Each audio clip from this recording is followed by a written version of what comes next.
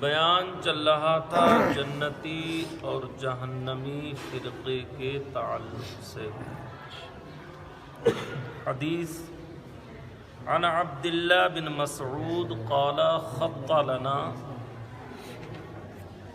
رسول اللہ صلی اللہ تعالی علیہ وسلم ثم قال هذا سبیل اللہ ثم خط خطوطا عن يمينه وعن شماله وقال هذه سبل على كل سبيل منها شيطان يدعو إليه وقرأ وأن هذا صراطي مستقيما فاتبعوه الآية.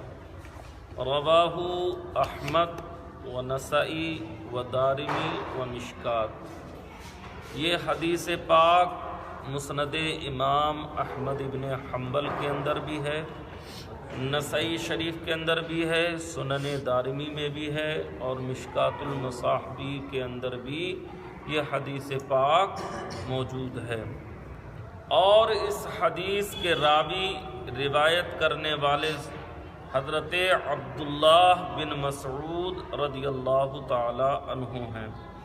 حضرت عبداللہ بن مسعود رضی اللہ تعالی عنہ نے فرمایا کہ سرکار اقدس صلی اللہ تعالی علیہ وسلم نے ہمیں سمجھانے کے لیے ایک سیدھی لکیر کھینچی. خط لنا رسول اللہ صلی اللہ علیہ وسلم، سرکار نے ہمیں سمجھانے کے لیے، حضرت عبداللہ بن مسعود کہتے ہیں کہ ہم لوگوں کو سمجھانے کے لیے ایک سیدھی لکیر کھینچی. پھر فرمایا کہ یہ اللہ کا راستہ ہے. اللہ کا راستہ کیا ہے؟ سیدھا ہے. قرآن میں سورہ فاتحہ کے اندر ہم اور آپ ہمیشہ پڑھتے ہیں اہدنا الصراط المستقیم، اے اللہ ہم کو سیدھے راستے پر چلا. یعنی ہمیشہ ہم کو وہ راستہ عطا فرما جو راستہ کے تیری طرف لے جانے والا. پھر فرمایا کہ یہ اللہ کا راستہ ہے. پھر اسی سیدھے خط کے دائیں بائیں اور چند لکیریں کھینچی. کس نے؟ آقا کریم علیہ السلام نے. کھینچ کر فرمایا کہ یہ بھی راستے ہیں، ان میں سے ہر ایک راستے پر شیطان بیٹھا ہوا ہے جو اپنی طرف بلاتا ہے. پھر نبی کریم صلی اللہ علیہ وسلم نے یہ آیت تلاوت فرمائی وَأَنَّ هَذَا صِرَاطِي مُسْتَقِيمًا فَاتَّبِعُوهُ وَلَا تَتَّبِعُوا السُّبُلَ فَتَفَرَّقَ بِكُمْ عَنْ سَبِيلِهِ. یہ میرا سیدھا راستہ ہے تو اسی پر چلو اور دوسری راہوں پر نہ چلو کہ وہ تمہیں اس سیدھی راہ سے جدا کر دیں گی. اس حدیث پاک سے ہمیں کئی باتیں پتہ چلی. ایک بات ہمیں یہ بھی پتہ چلی کہ آج ہم اور آپ کوئی چیز اگر سمجھ میں نہ آتی ہے تو اسے تحریری طور پر دیوار پر، وائٹ بورڈ پر یا زمین پر لکھ کر بتاتے ہیں، سمجھاتے ہیں.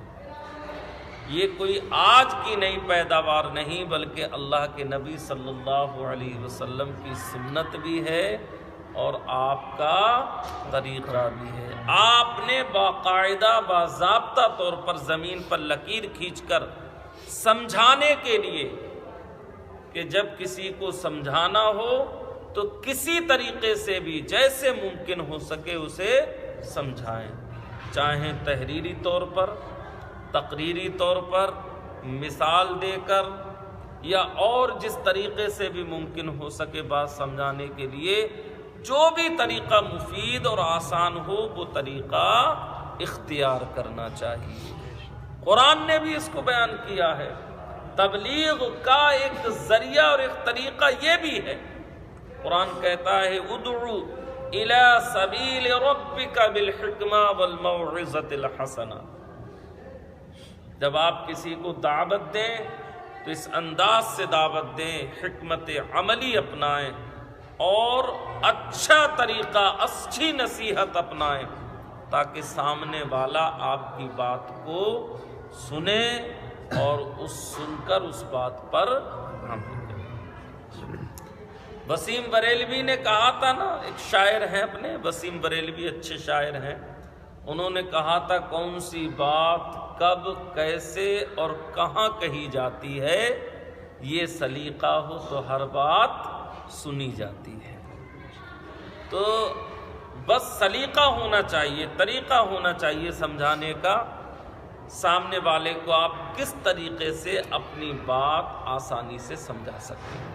تو اللہ کے نبی صلی اللہ علیہ وسلم نے وہی طریقہ اختیار فرمایا، آپ نے ایک لکیر کھینچی اور لکیر کھینچ کر لوگوں کو بتایا، صحابہ کو بتایا کہ یہ سیدھا راستہ ہے، اس راستے کے علاوہ جتنے راستے ہیں، چاہے اغل میں ہوں، اس کے بغل میں ہوں، اس کے آس پاس ہوں، جتنے بھی راستے ہیں وہ سب ایسے ہیں جن پر شیطان بیٹھا ہوا ہے، جو کبھی بھی تمہیں دھوکہ دے سکتا ہے، گڑھے میں گرا سکتا ہے، گمراہی کے دلدل میں پھنسا سکتا ہے۔ لیکن جب تم نے اللہ کا راستہ چن لیا، سیدھا راستہ اختیار کر لیا، تو نہ پھر تمہیں شیطان بہکائے گا اور نہ کوئی تمہیں گمراہ کر سکے گا۔ اور سیدھا راستہ کیا ہے؟ ہم الحمد شریف میں ہمیشہ دعا کرتے ہیں اہدنا الصراط المستقیم، سیدھے راستے پر چلا۔ سیدھا راستہ آخر ہے کیا؟ تو کہتے ہیں صراط الذین انعمت علیہم، سیدھا راستہ وہ ہے کہ جس پر چلنے والوں کے لیے تو نے انعام کی بشارت فرمائی ہے، اور وہ لوگ کہ جن کے راستوں کو اختیار کرنا، جن کے طریقوں کو اختیار کرنا، جن کے بتائے ہوئے راستے پر چلنا ہمارے لیے مفید اور فائدہ مند ہے اور انعام کا باعث ہے، وہ جماعت کون ہے؟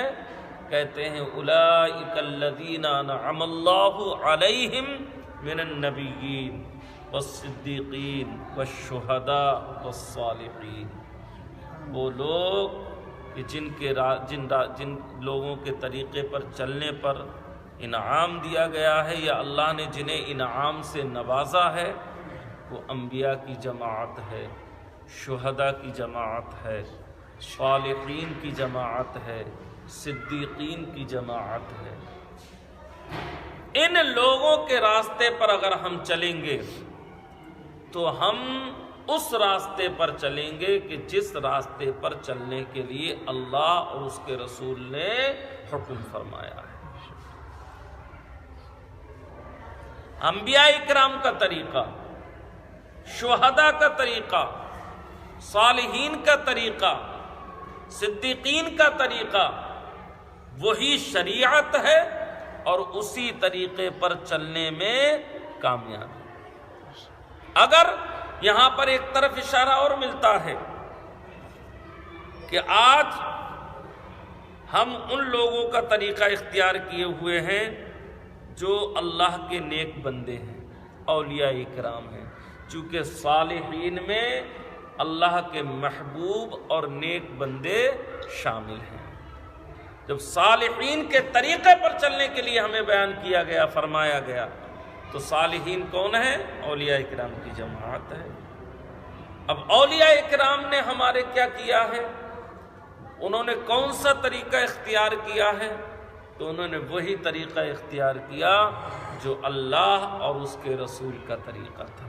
انہوں نے اپنی زندگیاں اللہ اور اس کے رسول کی محبت میں فنا کر دی، اپنے آپ کو اللہ اور اس کے رسول کی محبت کے لیے اور ان کے دین کی تبلیغ کے لیے اپنے آپ کو وقف کر دیا، اور اسی تبلیغ میں ان کا وصال بھی ہو گیا، لیکن وہ ہمیشہ کاربند رہے اس طریقے پر جو اللہ کے نیک اور محبوب بندوں کا ہے۔ سیدنا شاہ عبد الحق محدث دہلوی علیہ رحمت و رضوان اس حدیث کی روشنی میں آپ ارشاد فرماتے ہیں، اس کی شرح کرتے ہوئے آپ نے ارشاد فرمایا، کیا ارشاد فرمایا؟ نجات پانے والا فرقہ اہل سنت و جماعت کا ہے۔ اور یہ آپ نے اپنی کتاب اشعۃ اللمعات، جو حدیث کی بڑی معتبر کتاب ہے، جو مشکات شریف کی شرح ہے فارسی زبان میں، اس میں آپ نے فارسی میں یہ ساری باتیں کہیں، اس کا ترجمہ میں آپ کو سنا دیتا ہوں۔